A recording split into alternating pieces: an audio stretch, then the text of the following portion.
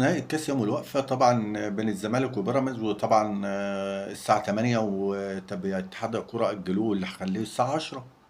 الناس انتوا عارفين بقى طبعا، كل سنة وانتم طيبين، الناس كلها صايمة واللعيبة هتبقى صايمة، وازاي المغرب بيبدأ الساعة 8، وازاي الماتش يبدأ الساعة 8، واللعيبة دي هتفطر ازاي وتصوم ازاي؟ طب ما نخليها على الساعة 10. لا طبعا، عشان ايه؟ عشان زيزو.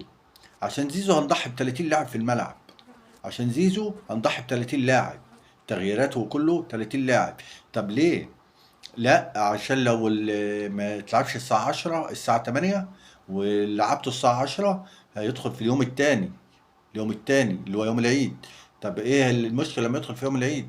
لا، طب ما هو الاهلي هيعلن يوم العيد الصبح عشان ينكد على الزملكاوية يعني. هيعلن يوم العيد الصبح ان زيزو بقى لاعب في الاهلي.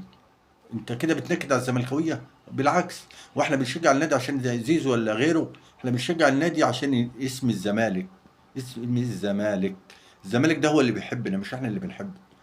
فانتوا متخيلين الموقف وصل لفين؟ متخيلين احنا وصلنا خلاص يعني؟ مش عارف هنضحي ب 30 لاعب عشان لاعب هيسافر مع الاهلي كاس عالم. طب ليه يعني ما يبقاش الماتش الساعة 10؟ وايه المشكلة لما يخلص واحدة اتنين، كده كده ليلة عيد والناس كده سهرانة ويخلص؟ لا، عشان الاهلي يعلن عن زيزو ليوم العيد الصبح. ما هو لو الماتش خلص الساعة 12 ودقيقة، مش هيحق ايه يعلن عن زيزو يوم العيد. يعلن تاني يوم العيد. فطبعا عشان الاهلي مسافر لازم ياخده معاه. فمش عارفين ماشيين ازاي.